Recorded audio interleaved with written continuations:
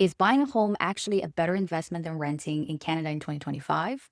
You'll have the answer by the end of the video. If you're an immigrant in Canada and are wondering if right now is a good time for you to buy a home, this video is going to save you lots of headaches and possibly thousands of dollars down the road. Now, I just want to throw it out there. I am someone who believes in the long-term value of investing your own property as opposed to paying rent to somebody else. But over the years, I've also come to understand that buying a home isn't always an investment. The key thing we need to understand here is resale value. A little bit of research and you'll see that resale value of a property depends actually on three major things: the current market trends, the location of the property, and the surrounding properties. Let's look at these factors one by one. For the market trends, in 2025, the housing price in Canada is expected to experience a 2% growth. So what does that mean to buyers? First, it means the market isn't booming, but rather staying steady.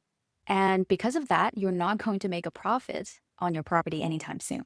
And if you plan to resell your property in the next 3 years, you may actually lose money if you factor in your realtor commissions, your closing costs, property taxes, insurance, and any ongoing maintenance costs that may have been generated within the past 3 years. Hi, if you're new to my channel, I'm Bella. I moved to Canada in 2019 from China. Here on my channel, as a fellow immigrant, I try to share some raw, honest insights or tips on how to start over in Canada with both my personal experience and some research that I've done so that you can get some value from every single one of my video. And if you find some value by the end of my video, don't forget to hit that like and subscribe button so that my content gets pushed to more people in your situation. Second, location. The resale value of your property largely depends on the exact location. For example, if you're looking for high resale value properties, we'll be looking at these specific types of locations.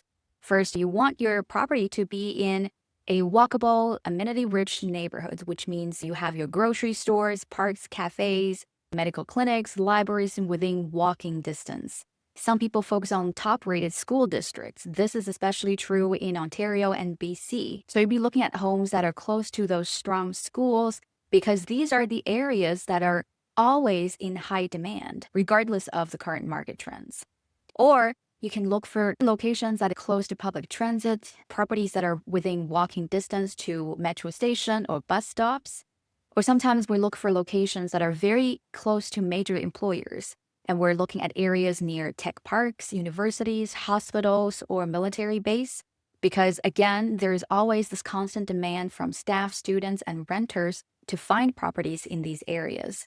For example, I bought my house very close to an Air Force base here in Nova Scotia. So this is an area where every year there are new militaries coming in and militaries moving out to be based elsewhere. So there's always this constant demand for properties in this area, which helps keep our property value high, regardless of what the market is like. Last but not least, properties on quiet family-oriented streets, as opposed to main roads facing the traffic, are always in better value. Third, surrounding properties. Never buy the best house on the worst block. Your home's value isn't just about what's inside, it's about what's around it. A lot of newcomers think that buying an expensive house in a cheaper neighborhood is a smart idea, but that could actually hurt its resale value later on. And here's why. Your home is always judged relative to those around it. So if it's the nicest house on the streets, buyers may not want to pay top dollar for it, when everything else nearby is a bit cheaper. And buyers who can afford your high-end house usually prefer to be in a neighborhood with similar houses for status, schools, amenities, or whatever reason. They don't want to stand out on the block.